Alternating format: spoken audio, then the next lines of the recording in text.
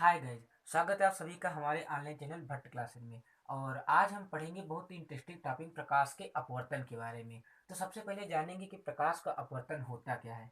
तो प्रकाश का अपवर्तन क्या होता है हम आपको बताते हैं कि प्रकाश का अपवर्तन, रिफ्रैक्शन ऑफ लाइट, इसको इंग्लिश में हम क्या कहते हैं, इसको इंग्लिश में कहते हैं हम रिफ्रैक्शन ऑफ लाइट। क्या कहते हैं? रिफ्लेक्शन ऑफ लाइट कहते हैं। तो देखिए प्रकाश का अपवर्तन होता क्या है कि जब कोई प्रकाश किरण, हमने माना कि ऊपर एक माध्यम क्या था, वायु है, और नीचे कोई एक दूसरा माध्यम, इसको हमने मान लिया N1 है, और नीचे वाला माध्यम क्या है, N2 हमने मान लिया। यहाँ पर नीचे माध्यम क्या है हमारा, कांच है। क्या है? कांच रखा हुआ है। तो उस कंडीशन में क्या होगा,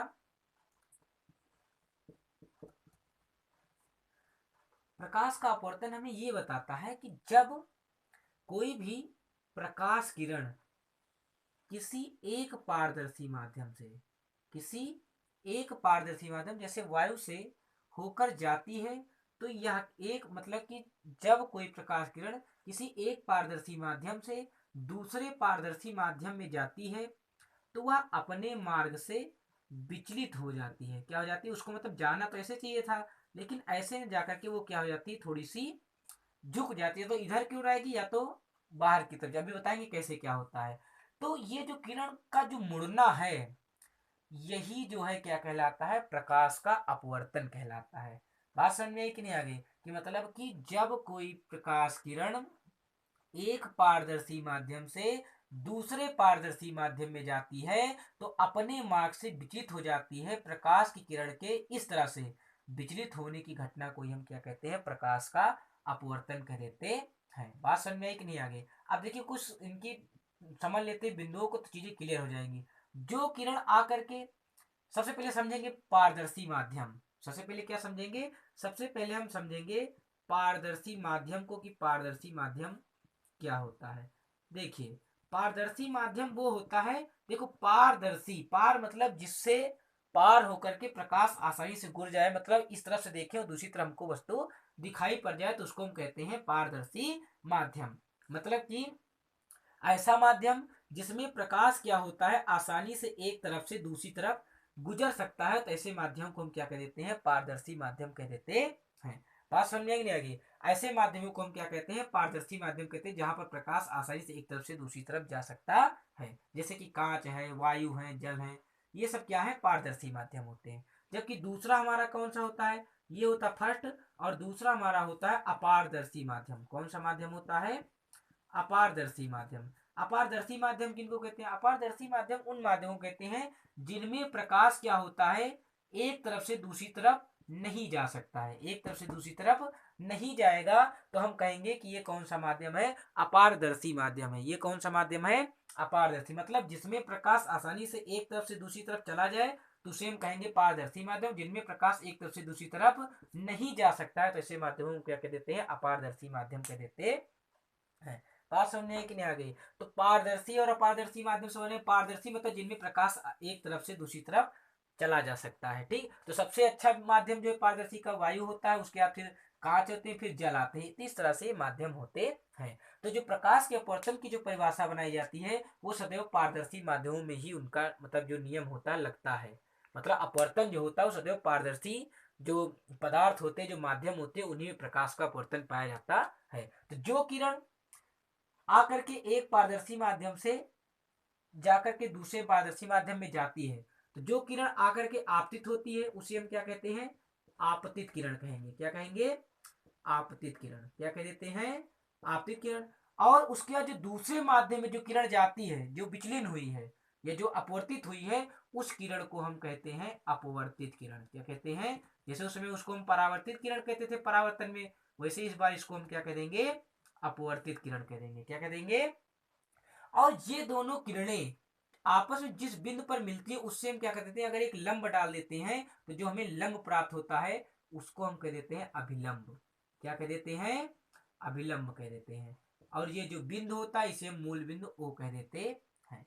बात समझ में आ गई कि नहीं आ गई? तो अब इसको आप अच्छी तरह से समझ गए होंगे कि किरणें कहते हैं जब कोई प्रकाश किरण एक पारदर्शी माध्यम से दूसरे पारदर्शी माध्यम में जाती है तो वह अपने मार्ग से विचलित हो जाती है। प्रकाश के इस तरह से एक पारदर्शी माध्यम से दूसरे पारदर्शी माध्यम में जाने पर अपने मार्ग से विचलित होने की घटना को ही हम प्रकाश का अपवर्तन कहते हैं।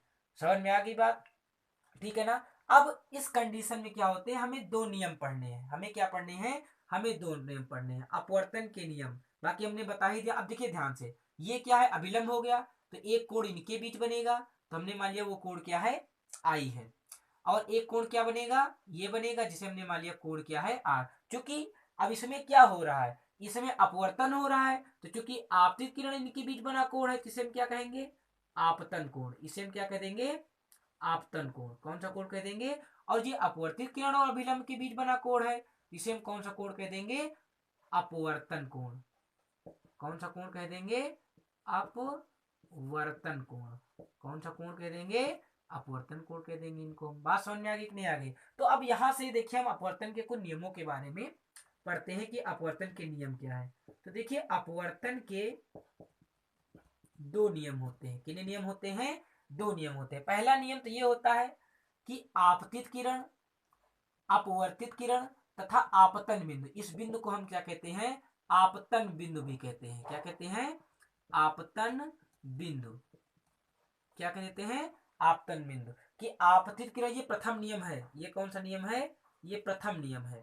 प्रथम नियम ये होता है कि आपतित किरण, अपवर्तित किरण तथा आपतन बिंदु पर अभिलंब सभी एक ही तल में स्थित होते हैं, और इस तल को हम क्या कह देते हैं, इस पूरे तल को हम कह देते हैं आपतन तल। क्या कह देते हैं, आपतन तल कह देते हैं। ठीक, ये हो गया प्रथम नियम। क्लियर हो गई बात? उसके बाद दूसरा नियम, दूसरा नियम हमारा होता है, ये बहुत इंपॉर्टेंट है, और द्वितीय नियम को हम स्नेल का नियम भी कहते हैं। क्या कहते हैं, स्नेल का नियम भी कहते हैं। क्या कहते हैं, स्नेल का नियम। और ये बहुत इंपॉर्टेंट है। जिस प्रकार से परावर्तन में क्या होता था, आपतन कोण और परावर्तन कोण के बीच में संबंध बताया जाता था, उसी तरह इसमें भी क्या होता है, आपतन कोण और अपवर्तन कोण के बीच में एक संबंध बताया गया था। उसको बताया किसने था, हमारे स्नेल साहब ने बताया था। तो उन्होंने क्या बताया था अपने उसमें, कि यदि हम क्या कर ले, किसी भी दो माध्यमों के लिए, भाई माध्यम तो दो है, अपवर्तन के लिए कंडीशन है, अपवर्तन तभी होगा जब हमको दो माध्यम उपस्थित होंगे। अपवर्तन की एक शर्त है। शर्त क्या है, शर्त होती है अपवर्तन होने की कि आपके पास कितने माध्यम होने चाहिए, दो माध्यम। कितने माध्यम होने चाहिए, और वो भी माध्यम कैसे होने चाहिए, पारदर्शी होने चाहिए। अगर पारदर्शी माध्यम तब तो अपवर्तन होगा, अदरवाइज अपवर्तन नहीं होगा। तो स्नेल जी ने ये बताया था कि किन्हीं भी दो माध्यमों के लिए, किन्हीं भी दो माध्यमों के लिए, किन्हीं भी दो माध्यमों के लिए तथा एक ही रंग, तथा एक ही रंग के प्रकाश के लिए, तथा एक ही रंग के प्रकाश के लिए जो आपतन कोण की ज्या, आपतन कोण की ज्या क्या होती, साइन। ज्या का मतलब ही साइन होता है। आपतन कोण की ज्या, आपतन कोण की ज्या तथा अपवर्तन कोण की ज्या, तथा अपवर्तन कोण की ज्या का अनुपात, का अनुपात जो होगा उसमें बराबर होती है, इसमें बराबर नहीं होते हैं। वो क्या होता है, सदैव एक नियतांक होता है। क्या होता है, सदैव क्या होता है, एक नियतांक होता है, जिसे हम क्या कहते हैं, जिसे माध्यम का, जिसे माध्यम का हम अपवर्तनांक कहते हैं। क्या कह देते हैं, जिसे हम माध्यम का अपवर्तनांक कहते हैं। क्या कह देते हैं, जिसे हम माध्यम का अपवर्तनांक कहते हैं। बात समझ में आ गई कि नहीं आ गई? तो ये है हमारा स्नेल का नियम या द्वितीय नियम, जिसमें उन्होंने बताया था कि किन्हीं भी दो माध्यमों के लिए तथा एक ही रंग के प्रकाश के लिए, तथा एक ही रंग के प्रकाश के लिए आपतन कोण की जा, किसकी जा, आपतन कोण की जा तथा अपवर्तन कोण की जा का अनुपात क्या होता है, हमेशा क्या होता है, एक नियतांक होता है। क्या होता है, मतलब कि आपतन कोण की जा तथा अपवर्तन कोण की ज्या का अनुपात सदैव क्या होगा, एक कांस्टेंट होगा, एक नियतांक होगा, जिसे हम क्या कहेंगे, उस माध्यम का अपवर्तनांक कहते हैं। क्या कहते हैं, माध्यम का क्या कह देंगे हम, अपवर्तनांक कह देंगे। ये चीज जो है स्नेल साहब ने बताई थी कि किन्हीं भी दो माध्यमों के लिए, द्वितीय नियम में उन्होंने ये बताया था कि किन्हीं भी दो माध्यमों के लिए तथा एक ही रंग के प्रकाश के लिए आपतन कोण की ज्या तथा अपवर्तन कोण की ज्या का अनुपात क्या होता है, सदैव एक नियतांक होता है। क्या होता है, नियतांक होता है, जिसे एन या म्यू से प्रदर्शित करते हैं। और उसे कहते हैं एक नियतांक, उसे हम क्या कहते हैं, माध्यम का अपवर्तनांक कहते हैं। क्या कह देते हैं, माध्यम का अपवर्तनांक। बात समझ में आ गई कि नहीं आ गई, अपवर्तनांक कह देते हैं। ठीक, तो ये उन्होंने बताया था अपने इस नियम में। तो बात समझ में आ गई, नियम समझ में आ गया, अपवर्तन समझ में आ गया। देखिए अब एक चीज और समझे ले रहे हैं, इसी समय समझे ले रहे हैं विरल और सघन माध्यम। क्या समझेंगे, विरल व सघन माध्यम। सघन माध्यम, ये दोनों माध्यम क्या होते हैं, इनको जरा समझ लेते हैं हम, बहुत इंपॉर्टेंट है। रेयर एंड डेंस मीडियम, इसमें होता क्या है कि हम देखते हैं कि कभी कभी किरण क्या होती है हमारी, ये मान लिया कि हमने माना इधर माध्यम क्या है, वायु है, और नीचे माध्यम हमारा क्या है, जल है, जल या कांच, कोई भी एक हम माध्यम मान ले रहे हैं जो क्या है, सघन है। सघन नहीं पता, बस ये मान ले रहे हैं कि ऐसे ऐसे दिया गया है।